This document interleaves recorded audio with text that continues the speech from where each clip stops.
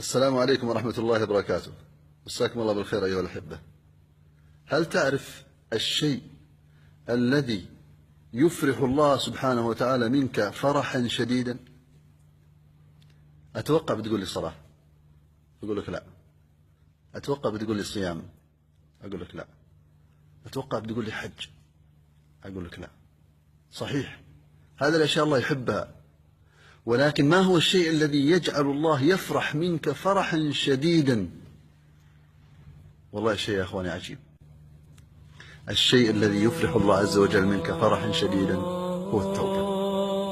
يقول النبي صلى الله عليه وسلم: لله أشد فرحا بتوبة أحدكم من رجل كان على أرض فلات، يعني ماشي في بر، وكانت معه راحلة عليها زاده وطعامه، فضلت منه، ضاعت في الطريق، ما عاد عنده شيء، لا عنده أكل ولا عنده شرب، فجلس إلى شجرة واستلقى عليها ينتظر الموت، فغفى غفوة ثم أفاق فرأى الناقة عند رأسه. يا سلام، وجد أكله وناقته وماءه أمام رأسه بعد أن أيقن من الموت.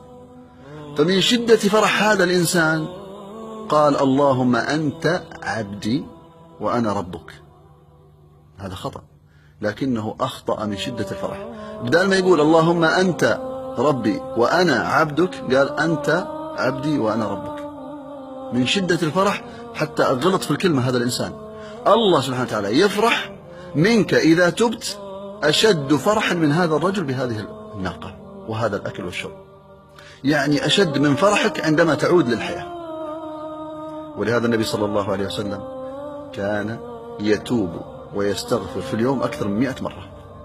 قولوا معي: أستغفر الله وأتوب إليه، أستغفر الله وأتوب إليه، أستغفر الله وأتوب إليه.